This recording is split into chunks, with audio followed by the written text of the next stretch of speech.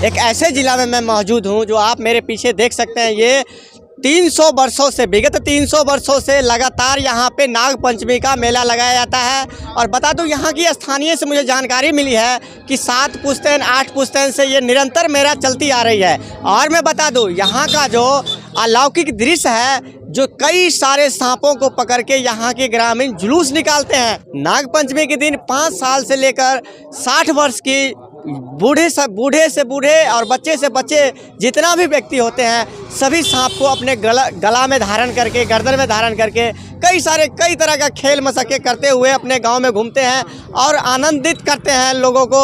और कई दूर दूर से लोग भी यहाँ पे आके यहाँ का मज़ा और लुत्फ़ उठाते हैं। यहाँ पे नाग पंचमी का मेला अलौकिक होता है, क्योंकि हमारे बिहार में बहुत जगह इस मेला को शायद बहुत कम ही लोग जानते भी होंगे।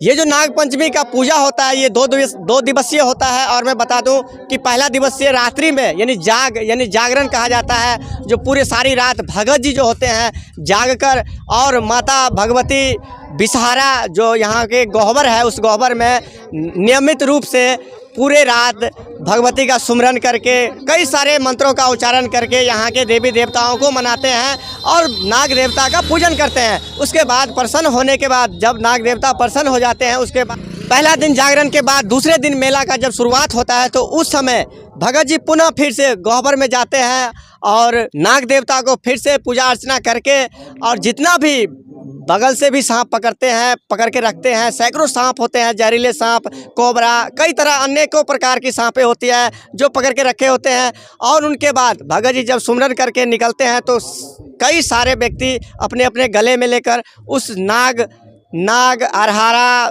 धामन, गहुमन, कई प्रकार के सांप जो होते हैं, उनको लेकर पूरे गांव में भ्रमण करता है। ये जो आपको करे नदी दिख रही है, इसी नदी में जब भगत जी आके स्नान करते हैं, तो इस नदी के अंदर से भी सांप निकलता है। उस सांप को भगत जी निकालते हैं और बोलते हैं कि यहाँ पे प्रकट होता है। उसी प्रकट होता है, तभी विषहारा पूजा को शुभ माना जाता है। और यहाँ की माताएं बहनें की बात करो तो यहाँ की माताएं बहनें नीम का पत्ता और कूश लेकर इस नदी में स्नान करके नाग देवता को अर्पित करते हैं, ताकि उनके परिवार में सुखी संपत्ति बनी रहे।